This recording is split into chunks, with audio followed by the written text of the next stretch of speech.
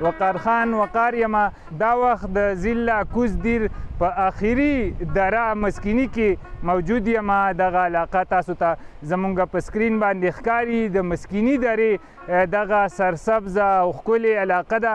مسکیني دره د ضلع کوز دیر آخري دره ده چې دغه شاته تاسو ته کوم غرونه ښکاري دا د افغانستان سره منسلک بارډر دی. د دې نه خوا د افغانستان کونړ ولسوالي ده. مسکیني دره ډېر ښکلې سرسبز او شاداب علاقه ده. دغه علاقې ته د خوا او شا نه خلک د سیلونو دپاره راځي. د مختلفو ځایونو نه خلک راغلي دي د سیل دپاره. په دغه ښکلې فضا کې پروګرامونه کوي او د دغه ښکلې ګلورینې فضا او ماحول نه خوندونه اخلي.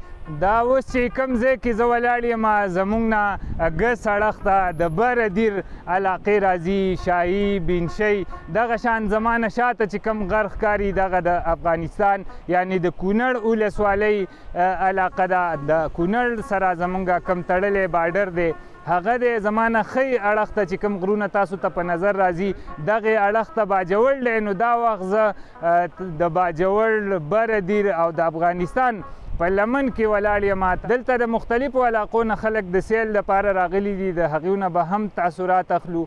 موږ سره اوسئ. دا مسکیني دره ده. دا ډېره ښایسته شانداره علاقه ده خو دلته خلک ډېر لرې ځایونو نه سیلونو له راځي. خو حکومت له دا پکار ده چې لکه دلته ښایسته ښایسته پارکونه جوړ کړي او د دې مسکیني نه ګوري ګلزار جوړ کړي. لکه مسکیني ډېر ښایسته مرګ لري.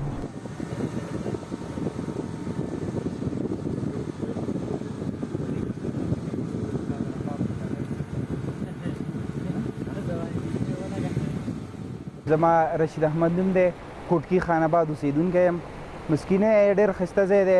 تقریبا ووایه چې سوات په شان ځای دی. دلته فیسیلیټي نشته دی. حکومت کوم فیسیلیټي چې دی روډ شو بجلی هم نشته دی.